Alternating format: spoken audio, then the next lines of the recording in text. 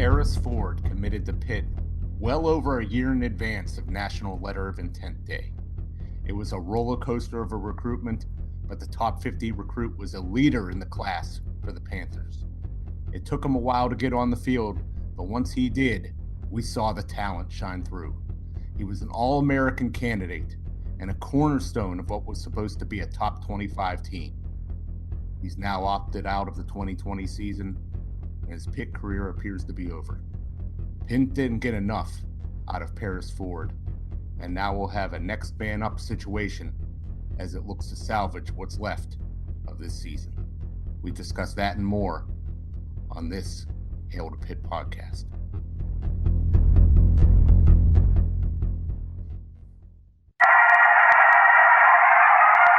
What was your message about finishing it in these final 30 minutes? Well, it happened in West Virginia where we knocked off number 2. It happened in South Carolina, and it's happening in Pittsburgh today. Our guys had a lot of guts tonight.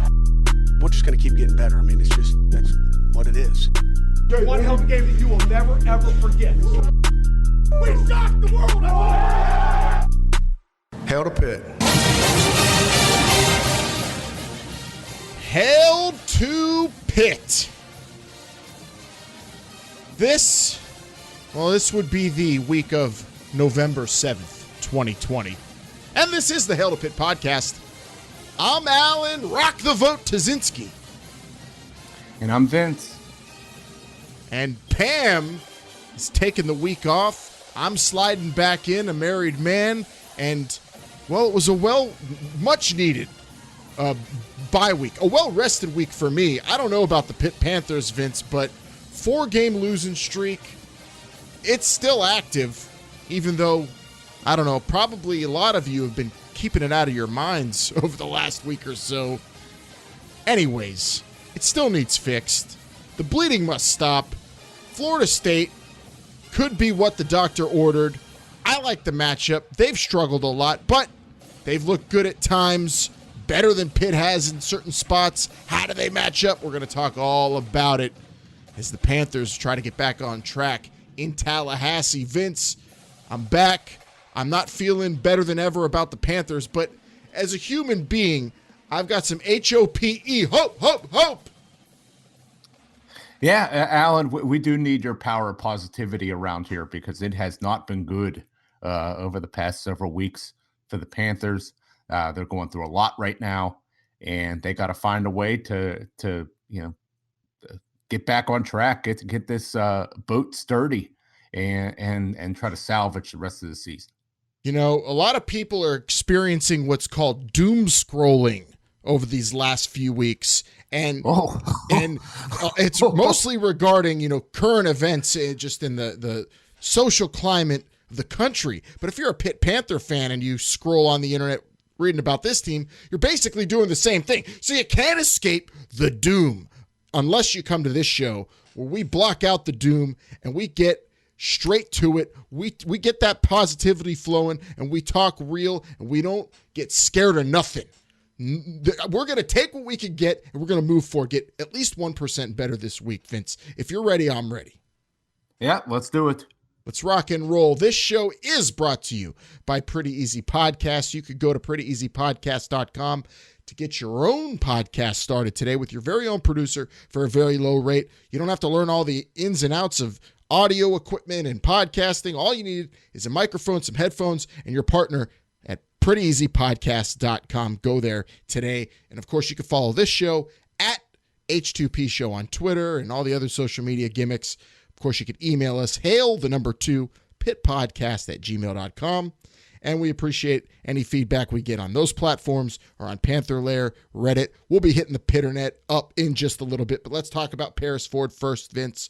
Opting out, a very common tactic by budding NFL superstars who really have nothing left to do in college except maybe lose a bunch of games with their team like Paris Ford did. I don't blame him, and I kind of expected it, to be honest. I don't know if I feel like I might have texted you or I might have not, because I was watching the game, in La La Land of wedding and honeymoon. So I forget everything basically that's happened the last 2 weeks. But I know I was watching Paris Ford at the end of the loss to Notre Dame. And so distraught, so angry on the field. And then the loss after the Miami game too. So distraught, so angry, visibly upset. I saw that particular player. And I just had a feeling in my gut like this guy is just not happy. And a player like that in this day and age in college football, they have an out, especially if they think they're going to get drafted, which he does. So not a surprise to me. Yeah. It's a lot of arguing with coaches, and just seemed even at times on the field. Whenever we give up a big play, and a lot of just back and forth with teammates, and we don't know for sure why he left. We should state that we haven't received a statement from him. The only thing coach really commented on was he did say that this was not COVID related. So it's hard to say, but it's kind of just just another another thing piled on to this season that just has not gone right. And Alan, I look at this, and to me, for what this team is doing right now, this is not a huge loss. No, he is a great player. Out of position at times a lot. Absolutely. But you could see that this kid has tremendous athletic ability, and he could be electric on the field. He's a special kid, and not utilized really properly, I think. Well, and that's kind of why I don't think this is that big of a loss. This scheme that Pitt plays does not highlight a special safety like he could be. He's not sitting back there playing center field and just ball hawking, making big plays like that. He's in. It seems like he's in coverage a lot of the times, man coverage, and quarterbacks can just throw away from that. And so to me, while we are losing a great player, and it's a shame, and I feel horrible that that he's not going to be on the field anymore, and we can't watch him play. As far as the team goes, yeah, it's a drop off, but I don't think it's a huge one. No, same here, and it's mostly attributed to what you said. A guy who was really just thrown into coverage and underutilized with what he's able to bring to the table in terms of running all over the field and making plays. He was never really put in a position to do that. Wasn't utilized in special teams except when he was a young buck, So really, he was kind of handcuffed. And also, when coach is not a COVID situation, I mean, get out of town. It is, because everything in today's situations are COVID situations. If you're Paris, you have to believe Paris Ford thought, I'm being underutilized. I mean, I'm just speculating. If we're going to do any of that, I'll do it. Paris Ford probably thought, I'm being underutilized. I'm going to the NFL. I want to rest up, and I damn sure don't want to get COVID. And if I'm around a whole team, he had to have thought that. I'm around a team all the time. If players, it also happens the week Trevor Lawrence gets COVID. So yeah, you have, that's in the back of his mind. I don't care what Narduzzi says. It's not a COVID situation. It is, because that all plays into anyone's decision when it comes to something like this. Yeah, for sure. And with numbers are going up across the country, and somebody wants to opt out because they don't feel comfortable. You can't really blame them for that in this situation.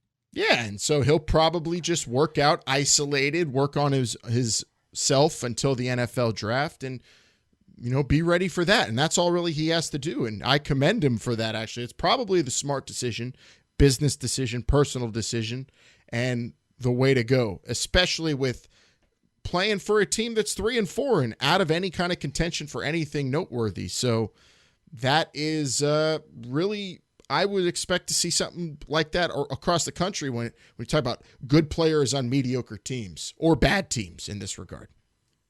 Yeah, and that has I mean, it's not a ton across the country, but it has happened for sure. So Paris Ford, Godspeed to you. I hope you get drafted. And I hope you get drafted high. I hope you represent Pitt well, just like Jordan Whitehead did for me in my IDP league this week, Vince. Got some points and won a big late victory on Monday night. That's what I'm talking about. So Paris Ford could be doing that for all the IDP fantasy players out there next year. Oh, I'm sure he's going to go high in those IDP leagues that so many people have. But what's he Uh, going to go in the regular draft though? What is his that's projection? that's I'm not quite sure. I mean, he's somebody who you'd think would test very well. He's somebody that you know is a special kind of player. But in terms of tape, he only played really a year and a half at Pitt. So it's not like you got, you know, you know, 2 or 3 seasons worth of film to go off of. And he played in this uh, system that is not what most NFL teams play. No. I think Do you that's think safe to say. he'll be drafted as a cornerback then? Well, that's I guess that's possible, but I mean, yeah, you think about some of his closing speed, and we have seen that on film, particularly in run defense, and you got to think that he would be a great safety. I think he could play either at the next level, but there's not a ton of tape. There's just not a ton of tape out there. I think he's yeah, right now. I think it's going to be a second or second or third round pick at this point. That's my prediction, but I think a lot of it also may come down to interviews. That you talked about it, Alan, him getting in arguments with coaches on sidelines and stuff. You got to be really good in the NFL to get by with some of that kind of stuff. So, yeah, I mean, you got to love his competitive fire. Absolutely. He's a loudmouth on the field for sure. Yeah, I mean, you could hear him chattering on TV. This is a player with personality. So it'll be interesting to see how he tests. You gotta love that. But I'm not saying that there is character issues, but I'm sure that scouts and coaches are going to be asking about those kind of confrontations. What do you think, Al? Yeah, and also hits that get you kicked out of games, which he's also had, which is something. Are you smart enough to avoid those at the next level too? Because those are crucial. I mean, that's just a player that plays balls out. But nowadays, teams will avoid those players if they feel like they can't play any other way, unless they're absolutely just too ridiculously talented. Like a guy reminds me of like a guy like who the Raiders draft from Mississippi State, Abram, the safety, who's just a rocket launcher, just throws his head at everything and plays like that old school style Ronnie Lott safety, but is so athletic, so good that they decided to say, screw that, we'll take the chance and let him play for us, even though half of his hits might result in penalties. So you play like that, and that's something teams might actually look at these days instead of just saying this guy plays balls out. So you have to think about that. But yeah, I think Paris Ford going anywhere earlier than the third round would be a surprise to me. I hope he goes higher, but we'll see. I'm also interested to see how he's utilized at the next level compared to how he was utilized at Pitt. Damn it, I have a feeling we're going to be talking about, man, this guy is so much better in the NFL than he was allowed to be in college. Well, that's, there's a lot of talk about that recently. And, we've talked about, the system that Narduzzi's runs on defense, and we've been critical at times. And you look at a player like Avonte Maddox, who got, undersized, repeatedly abused in college. And, I mean, somehow, some way, this guy's a starter for the Eagles. Week in and week out. I can't figure it out, but lo and behold, that's what it is. And then you got Dane Jackson. He's starting to get some burn with the Buffalo Bills. So that's a couple recent defensive backs that a lot of people were critical of while they were with the Panthers, and they're starting to get some playing time in the NFL, and you got to respect that. So how we're going to sell it to future recruits then, Vince, is you come here, you're going to really get abused and suck ass, but we're going to get you ready for the next level where you'll get some playing time and feel real good about your play then. Yeah. So sometimes you got to suck before you could start making some money. Brandon Hill is the expected replacement for Paris Ford, correct? Yeah. Coming into the lineup this week against FSU. So we'll see how he fares. And then you got Talendier, the sophomore, red shirt Tallender. behind him, right? Tallender behind him. So young bucks behind Paris Ford.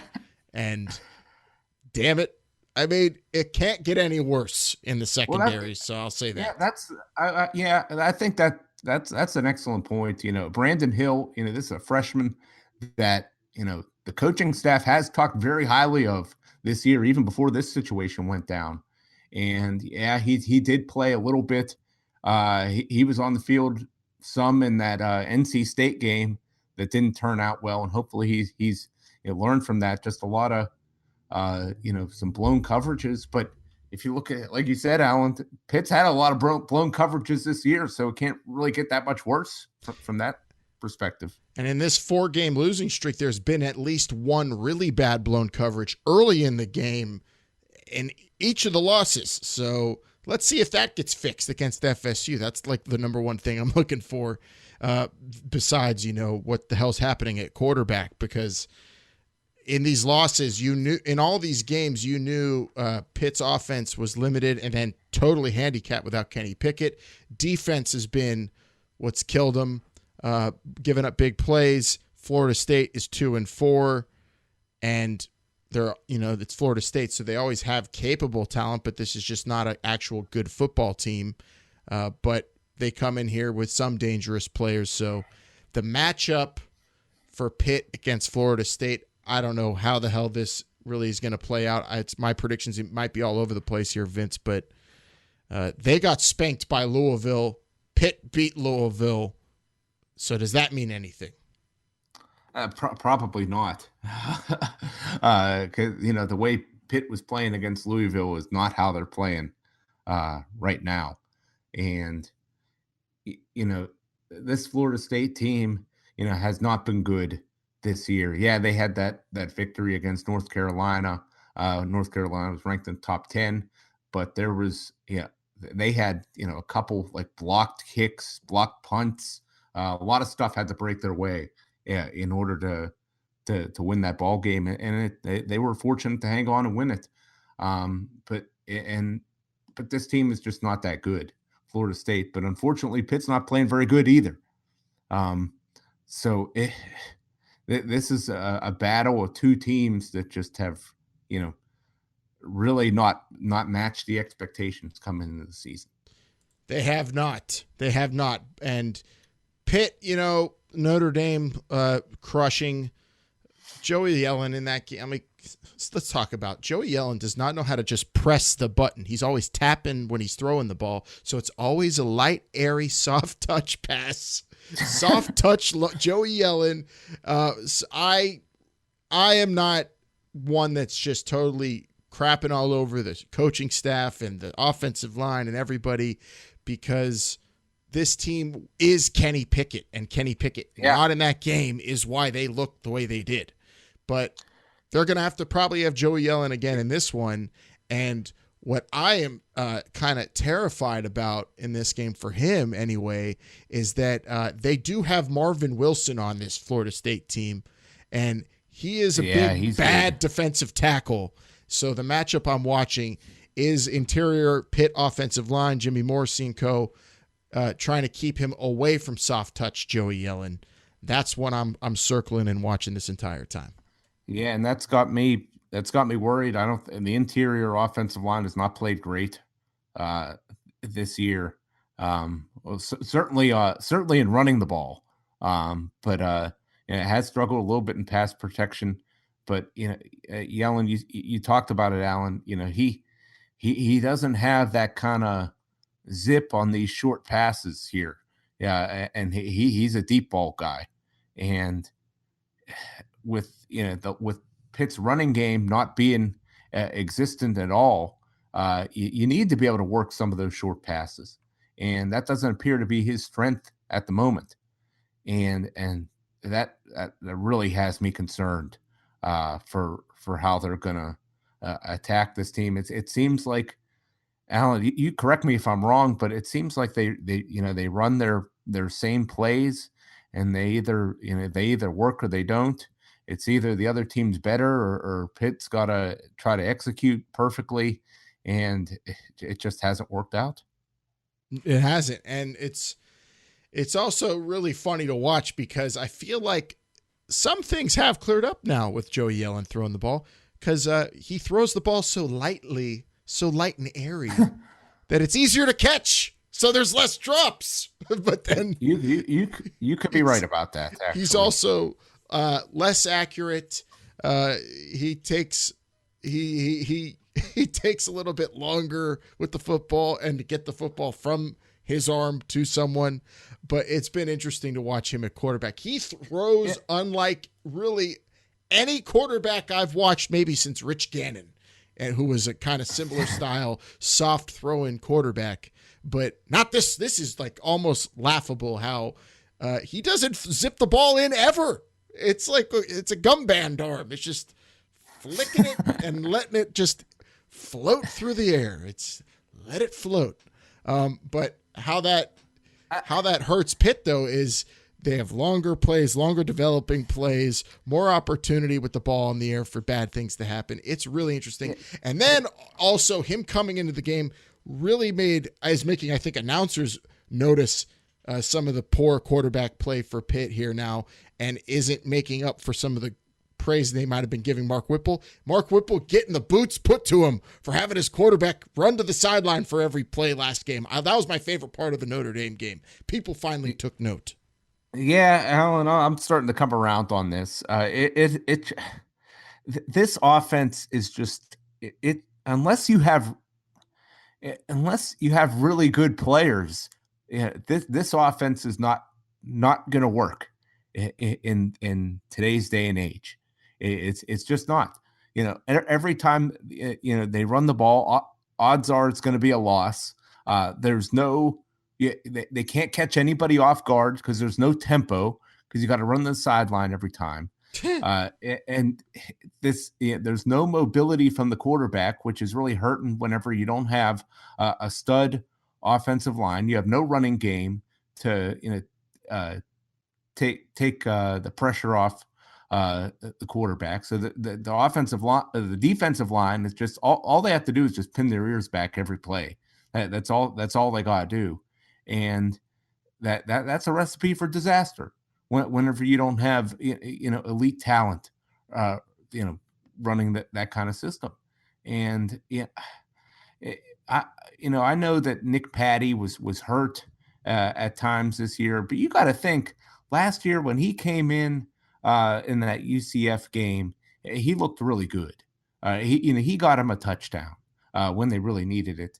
And it'd be interesting to see if they made a switch to a guy who's a little bit more mobile, who's been in the system a little bit more, because this has not looked good. I'm not saying Yellen doesn't have any talent, and he can't be a good player, but right now I don't know if that's what this team needs. Yeah, it's really interesting to watch that the offense without Kenny Pickett is really, I think, being exposed for the philosophy being kind of flawed.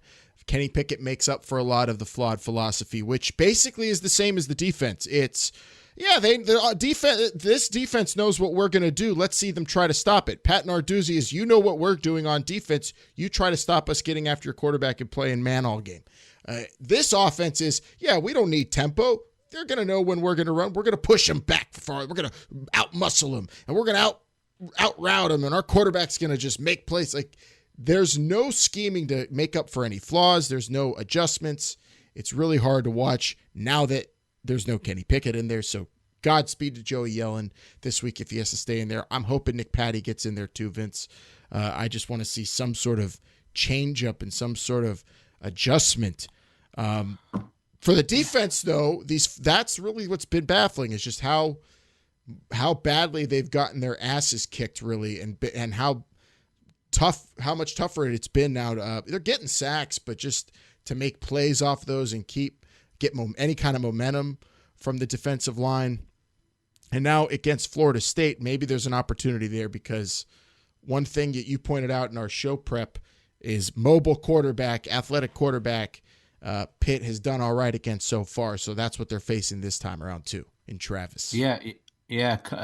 Jordan Travis, he's looked pretty good. He gave Notre Dame some trouble, and but this is the kind of guy that Pitt's done well against. Cunningham for Louisville, King for Miami. Pitt was able to hold those guys in check. I'm not saying they didn't give up any big plays to them, but guys that were more mobile, they were able to really hold down.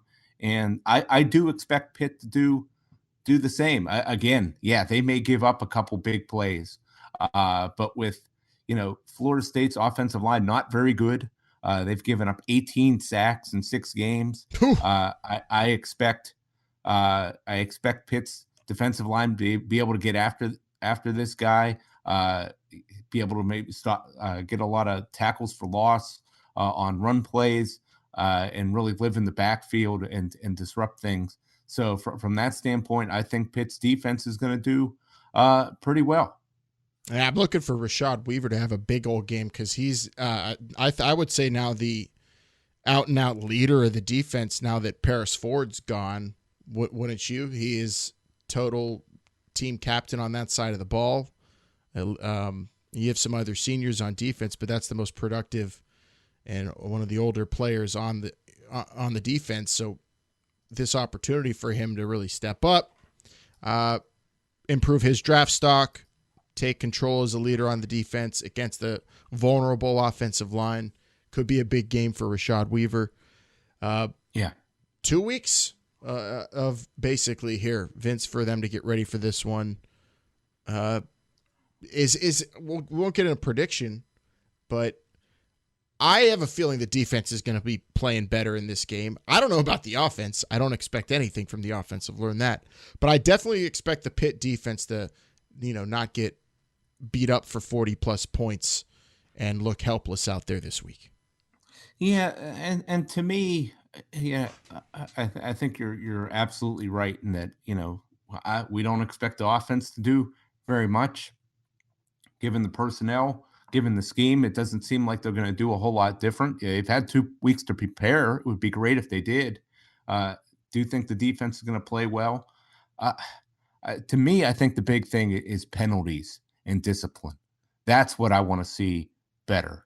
They have the talent to win this game, no question about it. But will the penalties and will the discipline be there that's lacked? This game season, this team's getting 10 penalties a game, Alan.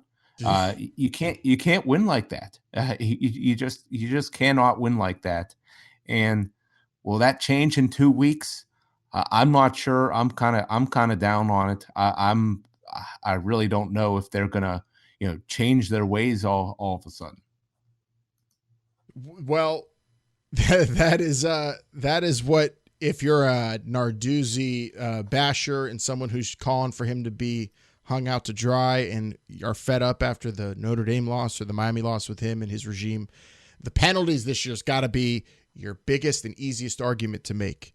No excuse. There's zero excuse for that kind of screw up on either side of the ball, but especially defense when that is your strength and that's what you're going to rely on all year. And it's been basically piss poor is the 2 words I could think of for it. It's been piss poor. They've looked like crap. They jump off sides. They are put in positions for DPI all the time, but it's not always their fault they don't get the call, but also poor execution, poor coaching, has players not looking back for the ball, not making plays on the ball and giving up big plays that way too. And then just getting torched by any receiver of size at all. So there's some of your ammo. But does Pat Narduzzi deserve to be fired after the 4-game losing streak or after a loss against Florida State? I don't want to bring that question up, Vince, because it's been on Sports Talk Radio nonstop. We don't need to talk about the man's job, especially in this climate. But they, of course, are on the Pitternet. So let's read some of what people are saying, at least online, if you're ready. Yeah, let's do it. Can you explain what internet is? I hear there's rumors on the internets. And to all those faceless keyboard warriors on Twitter. But we're a good darn football team. I'm proud of these guys. This one comes from our Pittsburgh Panthers in the Pitt Panther subreddit. This is from Kryptonic X Jesus Vince, who said on Paris Ford leaving, every game Ford would have played in would have just drastically killed his draft stock. The kid has been cheeks this season. Didn't even look like he wanted to be out there. I guess because he didn't. What does the kid has been cheeks this season mean, Vince? Because I'm not hip to that one. Yeah, that's a new one for me. But cheeks, butt cheeks. Does that mean butt cheeks, like booty, like stinky? I guess. I disagree with that. Yeah, I disagree with it too. Paris Ford absolutely, has a fire about him and is a great competitor. I don't want to hear that he didn't want to be out there from the get-go. That's ridiculous. That is malarkey. But playing, would it have drastically killed his stock? Maybe if you're seeing players get torched, his teammates getting torched out there. But what would that do to his particular tape? He would have just been a guy out there because he, like we said, wasn't really involved in a lot of the plays throughout games. And if anyone ever goes near Paris Ford, usually it's a play in the positive for Pitt, I felt. Yeah, I mean, it's possible that his stock, I'd say it's pretty likely that his stock is not what it was, at the end of last season, where it seemed like it was rising a lot. And it's probably not what it could have been had, this had been a normal year and he continued on that trajectory. I mean, this is a kid that could have been a possible first-round pick. Mm-hmm. It doesn't appear like it's headed in that direction. But, you can, if this kid is a third-round pick, a fourth-round pick, which I think he can be, he could still have a great NFL career that we all anticipated when he signed with the Panthers. JBish21 posted a thread on Reddit, on the Pitt Panther Reddit, Vince, and the title of the thread was Pitt has somehow lost in a bye week. And then JBish21 went on to claim that Mark Whipple still being there with Narduzzi is a huge L. Fail to Pitt. Is it a loss that Mark Whipple's still there after the bye week? Well, he hasn't been doing a good job, I don't think, in my opinion. And it's somewhat rare in college, at least to me, it seems like, to fire a coordinator mid-season, especially in this wild season structure that we have right now. But you got to think, unless there's some drastic changes, you got to think that there's going to be a offensive coordinator change, at the end of the year. Yeah, he's a lame duck. That's all. You can't be. What good is it going to do firing a guy mid-season, especially this year? There's no games to be won that are must win. It's not like you're playing for anything anymore anyway. So why not just finish off the season with some stability and regroup? I will say this though, is that a lame duck coach for a guy that's much older and closer to the end of his coaching career than the beginning, I'm not a big fan of that situation. How much work is he going to be putting into these game plans? Hopefully a lot. Hopefully he's still going after it. But you'd like to really have it. You're telling me there's nothing to play for. If it was a young coach, he would certainly have a lot to play for. You'd have to think. I don't know. It's just frustrating the way this season has gone, and as particularly the offense. My goodness. Last one here. This is just from the overall vibe I got perusing Panther Lair and Reddit. I like seeing, this is what I saw common on many posts and comments, people saying, I dare you to defend Narduzzi now. People daring each other to defend Pat Narduzzi remaining the Pitt Panther coach. and on Sports Talk Radio. I dare you to keep saying he should be there. I dare you. I double dog dare you. That's going on. Is that okay to be doing right now, Vince? Daring each other to defend Narduzzi? Can you defend Narduzzi? I think it's fine to dare people to. I don't have an issue with that. I don't think I can't defend them at the moment. It'd be difficult for me to. Alan, I know you're always putting a positive spin on things. Maybe you can. I could put up the defense, but I don't have the time nor the inclination to do it. I could accept the dare, but I'm not going to because I don't wanna. So sue me. I'm dead in the middle right now at this particular moment. I am neither with the people that are daring people to defend Narduzzi, and I'm neither with the people who are defending Narduzzi. I'm in a holding moment. Maybe this weekend will be a big weekend for someone like me, Vince. Yeah, well, instead of daring people, I'd much rather spin the wheel and make the deal. Let that settle it. Yes, possibly. That's what Heather Lyke was planning all along. Spinning the wheel, making the deal. Or maybe she's going to go around town and just get a gauge on what fans want from the Pitt football coach in the future. Maybe that's what she'll do. Do you think she's going to be walking around the Oakland and surrounding areas? Maybe take a stroll into Squirrel Hill, maybe down into Greenfield, and maybe see what people still want Pat Narduzzi? She might. I mean, they have put together, fan boards to talk about. I don't know if the people should be running the team at the moment. Also, I think if Heather Lyke walks around town and is trying to find people talking about Pat Narduzzi, they're talking about other things, football related around here anyway right now. Oh yeah, definitely. Another Saturday coming, and the Panthers are playing. Trying to find out what the answers are saying.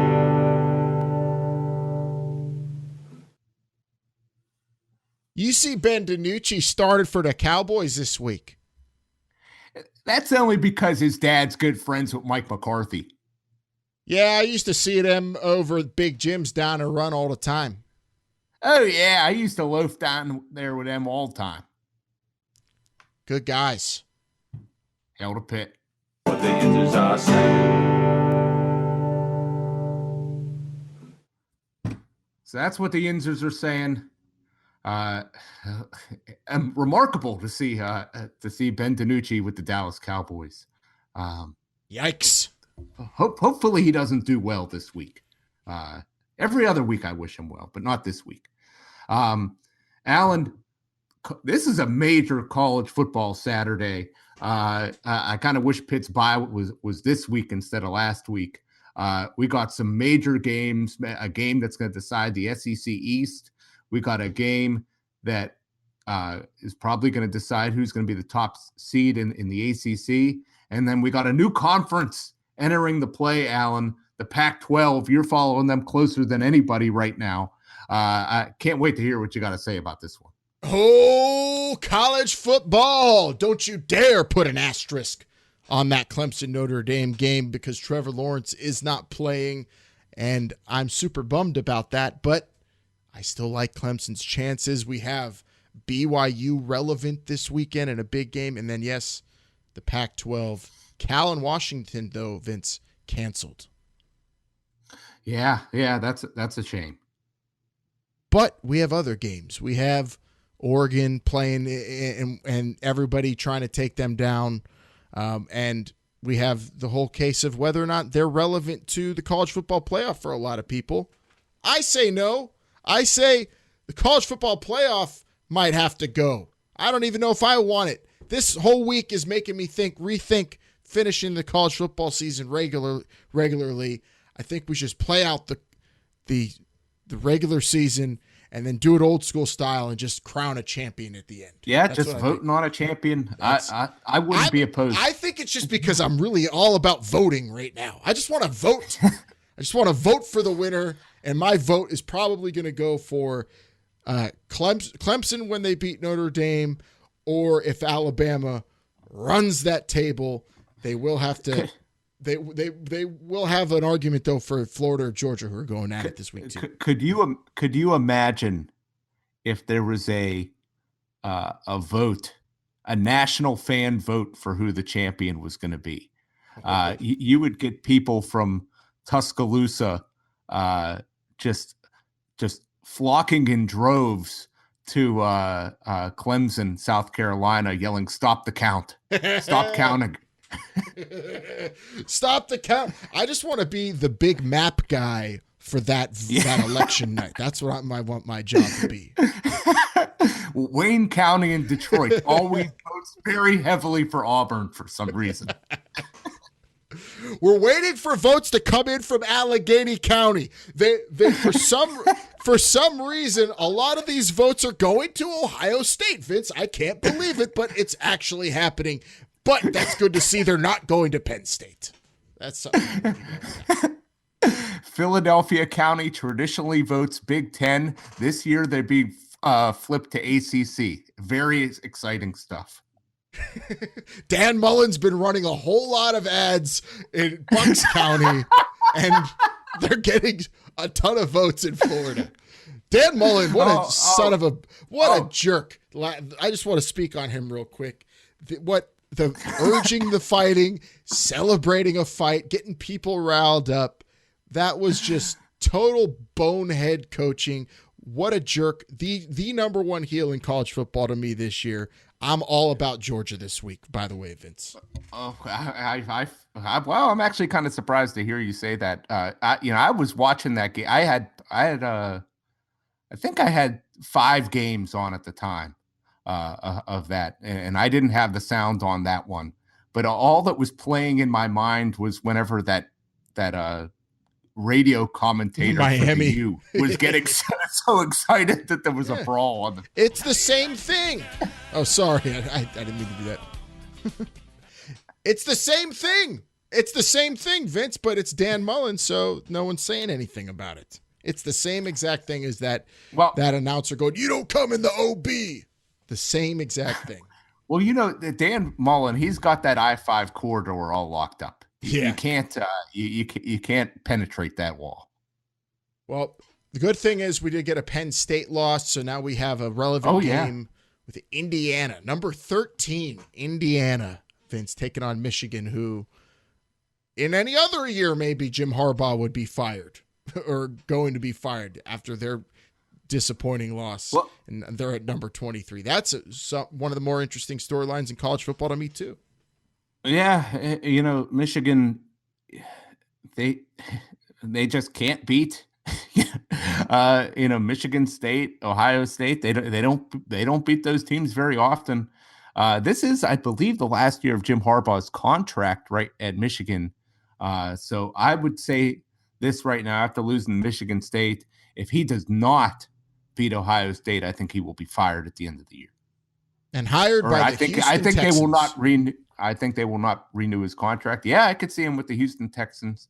Maybe he's going to be an offensive coordinator in Baltimore. Oh, ooh. I would love to see that. I'd love to see him go misuse Lamar Jackson and run their team into the ground. BYU getting a lot of love. Vince, why? Well, they are that Zach Wilson, I believe is his name, quarterback. He's a dark horse Heisman contender, people are saying.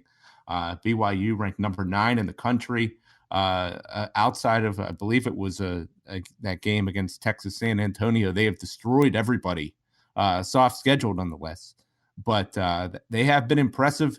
If they could get by Boise State here, which is not going to be an easy task. If they can get by here, they will be right up there with Cincinnati, contending for one of the New Year's 6 bowls. It'll be interesting to see if they get them even on in some sort of at-large situation. And they may even argue that they should be in the playoff. And depending on how things shake out, we'll see what kind of argument they have. Yeah, that's not happening. But the thing about college football is at the end of it with these conference championships, anything could happen. And if Miami wins against NC State this week and they keep it going, that the one loss to Clemson, Vince, Clemson beats Notre Dame. Miami's still alive, kind of. Yeah, they are. And it would be interesting to see, if they finish with one loss and then they go, if they would lose to Clemson again, and if it was a much more competitive game, they would have an argument for the playoff. I guess it's going to depend on how many other teams are have one loss or undefeated. But they're certainly not out of it. Which one-loss team is more, I'm going to say, disparaged, thought less of? You got Miami with one loss and Texas A&M with one loss, both who after their one losses, everybody said, oh, they're never going to win it. They stink. And in Texas A&M's case, losing one game, Jimbo, I don't know if he's the guy for that job. What a waste of money after losing to Alabama of all teams. They're terrible. Is it A&M or Miami? Well, I'm guessing it's Miami. But I don't know. Yeah, Texas A&M may not be getting the kind of respect that they maybe deserve. I don't know, because they're stuck in that SEC West, and I guess people don't think that they have a chance. Do not forget, because of Alabama, they beat Florida, so that's also something that I think people need to recognize. And everybody's loving Florida this year. I loved Florida early in the season. I picked them for the playoff. I did too. And I have a feeling they will win against Georgia, although I'm rooting against them because I am just done with Dan Mullen. But this is a SEC that even with LSU on the ropes, or no, they're not on the ropes. They're out. They're just out. They're knocked out. But it's still the SEC is still damn good, and I think has about 4 really good teams that could beat almost anybody. One point I do want to make about Texas A&M, and I think it's a good point you brought up, Alan, is that if you look at their remaining schedule, they go to Columbia to play South Carolina this week, then they play at Tennessee. They should be able to beat South Carolina. Tennessee has been good at times this year, and they've been very bad at times this year. But that's a road game in the SEC nonetheless that they could get by them.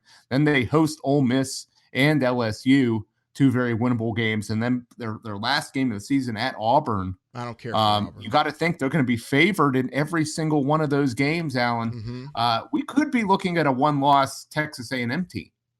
I would bet on it, and I would also say that at the end of the day, a one-loss A&M team could be my pick to wild card it into the playoff. Well, and they very well could, because they won't play in the SEC title game. They won't have to lose to Alabama again, and whoever's in the SEC East will have lost. It comes out of the SEC East will have lost at least 2 games, or by the end of the season. Assuming Alabama runs the table the rest of the way. So there is a good chance Texas A&M's making this playoff. I really, especially if you don't think Oregon or any team from the Pac-12 is going to make it. All right, before we pick games, real quick reminder, everybody, also, this is the week. This is the Saturday. All of my friends in LA, this is it. Your chance to wake up at 9 a.m. and watch USC take on Arizona State. It's happening. 9 a.m. Pacific time, Vince. Week 1 of the Pac-12. Sun Devils, Trojans. I cannot wait. And I'm going to have it on my big screen. Really? Yeah. Oh, hell yeah. I've been waiting for this. This is what it's all about. And I am I'm sorry. Pitt's going to have to they're going to have to follow that game, and I don't know if the entertainment value on the big screen is going to live up to it, but yeah, I'm going big screen USC, Arizona State, 12, and then 4 o'clock Pitt, Florida State. I'm going to give you a rating on both of those games in terms of work rate. I'm interested to hear what the work rate is for each of those games. I was talking to a mutual friend of ours, Alan, big UCLA Bruin fan, and he told me that UCLA and Chip Kelly is ready to do it this year. He told me that they are going to make the college football playoff and surprise everybody in the Pac-12. He told me that Chip Kelly has been holding back these past 2 years and just waiting until he gets his players in, and then he's really going to unveil his whole offense. Oh, well, we're going to see it. Buy that? I think we could see it against Colorado. I mean, they're pretty touchdown favorite in that game, right? And a whole lot of points expected to be scored at Folsom Field. If there's ever been a year, why not make it a pandemic November start year, and also where other teams in the Pac-12 are already getting disqualified from title games in Washington and Cal. This is it, UCLA. Here's your chance. Yeah, it's an interesting one. I probably will be on the Bruins the more I look at it come Saturday. I'm very interested to see that game and pick up some information. We'll be watching a lot of Pac-12, but we're watching these other games. Let's pick them. 2.5 BYU favored against Boise State, who's wearing all black against the Cougars. Wow. I am going with BYU. I'm a little surprised that this line may not be a little bit higher. There is a lot of respect for that blue turf, and there's also a lot of respect for this Southern Cal quarterback transfer for Boise State. But I think BYU's offense has just been rolling at times, and I'm gonna go with the Cougars. Yeah, I'm going BYU as well. Jack Sears, great name, good quarterback too for Boise State, but I don't think he's a big enough Sears. I'm going with BYU to cover. Michigan at Indiana, they are favored somehow. I'm taking the Hoosiers though. From what I saw, Vince, I like it. I liked it. Yeah. Took down the PSU, and now they're going to make Michigan even more miserable. I think under normal circumstances, I think you're right, Alan. But in Michigan, they seem to always come out ahead against these, middle of the pack, average Big Ten teams, and that's why I am going to go with Michigan in this game. Oh, they're favored on the road. I don't know. I didn't look at what Michigan's been as a favorite on the road lately, but give me the dogs there. Florida against Georgia. The dogs literally taking on the Gators here. The cocktail party will have limited attendance. 4.5. Do you really believe that? I mean, not in the parking lot. In the stadium, I'm sure they will keep the attendance a little bit lower, but it's going to be jam-packed. And Dan Mullen's going to love it, and he's going to hope for a lot of spitting on each other and fighting and cussing and just overall hooliganry. I'm picking Florida to win. Georgia favored, and I don't know. I've got to keep riding with Florida. I picked them early in the season. Yeah. This number has come down. Georgia was favored by 4.5.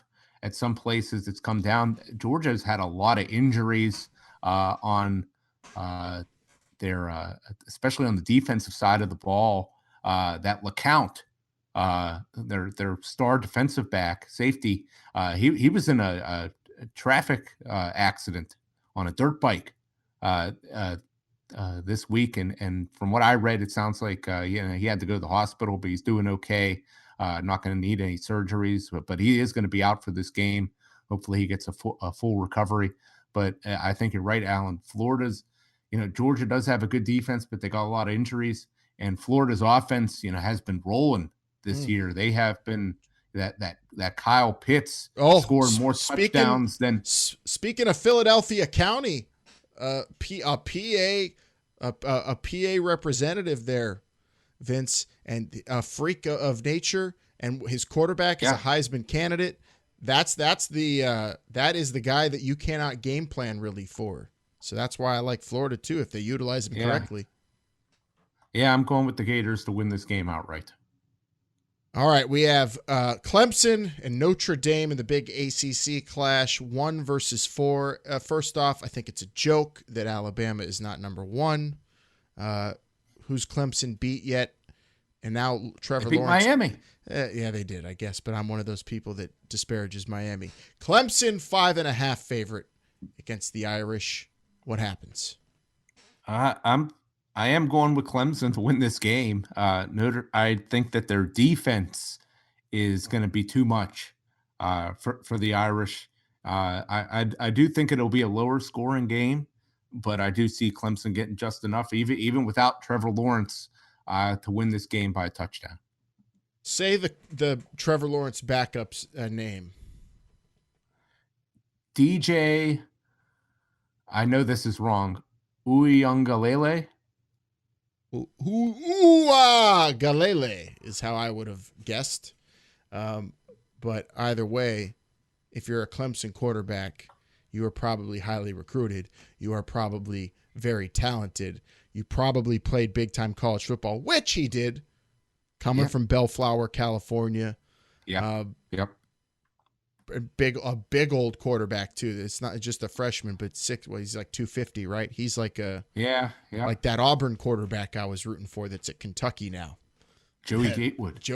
That big. Did you watch that Georgia was playing Kentucky last week, and Kentucky's offense, I swear to God, they just ran either a QB power or an inside handoff every play.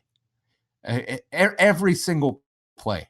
Yeah, Georgia won that game. I think it was 14-3. But Kentucky should be embarrassed for that kind of offense. So what's wrong with you nowadays? Come on. Well, sometimes you don't trust your quarterback. Hey, did they at least call the plays in from the sidelines, or was Gatewood running to the sideline every single time? No, they were calling him for the sideline, and if their game plan on offense was to ensure that they lost the game by less than 2 touchdowns, then they succeeded. I'm picking Clemson as well because Notre Dame's not going to be able to pick on inferior talent the way that they have against teams like Pitt with some of their larger individuals on offense. And Ian Book, I don't feel is really that good. This is a guy who's kind of just there, and their offensive line is much improved and pretty damn good, so that'll be interesting to watch. Mm-hmm. But the talent of Clemson, even without Trevor Lawrence, they're going to be able to make huge plays. Yeah, Clemson's defensive backs are really good, and with Notre Dame with not any dynamic receivers, you got to think that they're just gonna they're willing to play one-on-one coverage out there and just stop and stack the box and stop this running game. And Clemson's offense, with Travis Etienne, they'll probably do just enough to win this game. Pitt plus 2.5 at Florida State. Here it is. Time to pick the game. What happens? I want to think, Pitt is, I believe that Pitt's the better team here. But without Kenny Pickett, they just make too many mistakes. They just too many penalties. They give up too many big plays. And by too many, it may only be 3 plays the entire game that they may give up. But with how bad this offense is playing right now, that may be enough. And it would not shock me, in the slightest, if Pitt lost this game, and I think they will, unfortunately. And I think the final score will be, we'll say, 20-10. Pitt is very susceptible to low scoring now, unfortunately. But that defense, I feel, can make big plays against a team with a terrible offensive line, the way Florida State has a terrible offensive line. And the thing about this game is I think both coaches are going to be pretty safe with their jobs. Well, Norvell's just getting there, but also because of the pandemic, is 2-4, 1-4 in the ACC, not what they were hoping for. They are bad. Pitt severely underperforming from expectations, but both coaches are are going to go into this one as not totally desperate, but damn sure close to it. And I think Narduzzi in this environment, especially on the road where there actually will be fans too, in irresponsible Florida, I'm picking Pitt to win. I think we've got this one. I think it's going to take probably a defensive or special teams touchdown or just some big time plays that make it easy on the offense. I think Mark Whipple maybe got re-energized, got a few naps in during the bye, and figured some stuff in, I'm hoping. He hasn't been able to sleep? Is that what you're saying? Maybe. I don't know. Maybe he just said, you know what, I need to nap a little bit more, get some rest. I'm working too damn hard. He was screaming at those young quarterbacks, man. Maybe he's toning it down and level-headed. Pitt's going to win, and I'm going to say 21-18. Okay. I'd take it. Oh, I damn hope you're sure right. I'll take it. I damn sure hope. I hope I'm right. You'll take whatever you can get, right? I'll take whatever I could get at this point, especially if it's a W by a razor-thin margin. We'll see this Saturday. Pitt, Florida State, big-time college football weekend, as we just discussed. And, man, happy to be back, Vince, talking some football. As a married man, I'm off the market, but I'm still here for the football. Yeah. Me and Pam, we watched the ceremony. Beautiful ceremony. Congratulations to both of you, Alan. Thank you, buddy. Maybe you have a new perspective on the college football season now that you're married. Yeah, now that I'm a married man, my perspective is that you just can't take things for granted anymore. You just got to go out there and you got to play your ass off. You got to play your ass off every single down. And if you're not going to play your ass off, maybe sit out the rest of the season and go to the NFL. That's my perspective now. What about playing your cheeks off? If you have the opportunity. If you're playing cheeks this season, I don't want to talk to you, I think. I don't know. I'm going to look up what that means. Thanks to everybody who listens to the show, reviews it on Apple Podcasts or whatever podcast app you use, and following us at H2P Show. If you know what playing cheeks means, let us know at H2P Show. Right, Vince? Yep. Check us out at H2P Show on Twitter. You could email us and message us on Panther Lair as well. And Pitt Reddit, right, Alan? Yeah. Hail the number 2 Pitt podcast at gmail.com. Anything left, Vince? Just hope the Panthers, good luck to the Panthers. Let's try to rebound on this week off that we had. Let's get focused. Let's get a win and hail to Pitt. Let's get some naps in. Let's be well rested and let's get that W. Hail to Pitt, everybody. We'll see you next week.